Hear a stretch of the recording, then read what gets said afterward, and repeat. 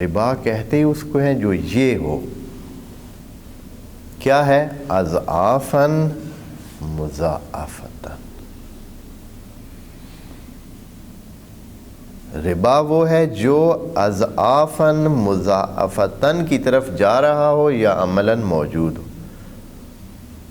وہ ہے ربا۔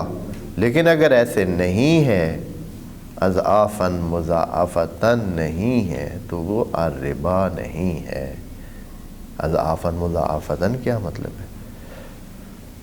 ہاں، یہ ہے اضعافاً جو کئی گنا بن جاتا ہے۔ اضعاف ضعف کی جو ہے جمع ہے، کئی گنا، اور وہ کئی گنا کس طرح بنا ہے؟ مضاعفتاً، یعنی بڑھتا گیا ہے، بڑھتا گیا ہے، بڑھتا گیا ہے۔ مثال سے سمجھاؤں گا تاکہ آپ کو سمجھ آئے۔ یہ ربا ہے۔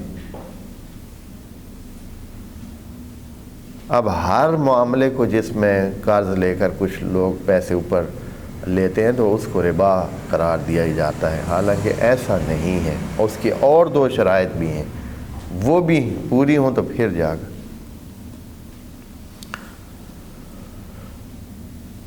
اضعافاً مضاعفتاً کیسے ہوتا ہے؟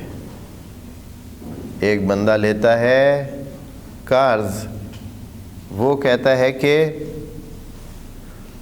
آپ اگر مجھے 6 مہینے کے بعد واپس کریں گے 100 تو اس کے میں 200 لوں گا،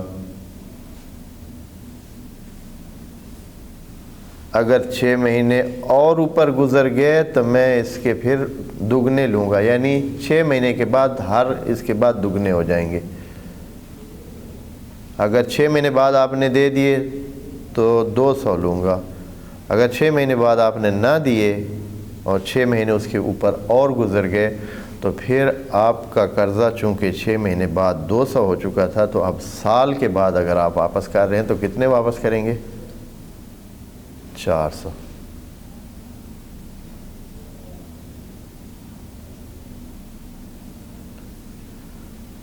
یا مثلا مدت سال کی رکھ لی ہو، کسی نے کہا ہو کہ سال کے بعد دگنے لوں گا، آج لے لیں 100، 1 سال بعد آپ نے دینے ہوں گے 200 لوں گا، اور پھر اگر آپ نے نہ دیے تو میرا قرضہ 200 آپ پر ہو جائے گا۔ اب 200 قرضے کے لیے پھر وہی میری شرط شروع ہو جائے گی، چونکہ آپ نے نہیں دیا، وہ 100 میرا دینا تھا، آپ پر اب 200 قرضہ ہو گیا ہے۔ 200 قرضہ ہوا ہے تو آپ اسی شرط کے ساتھ جو پہلے لگائی تھی کہ 1 سال کے بعد یہ دگنا ہو جائے گا، اگلے سال کے بعد پھر وہ کتنا ہو جائے گا؟ 400۔ اور پھر اگر 1 سال اور اس پر گزرتا ہے تو قرضہ اس کا 400 ہو چکا تھا، 400 کو سال گزرے تو پھر کتنا ہو جائے گا؟ 800 ہو جائے گا۔ یہ ہے اضعافاً مضاعفہ۔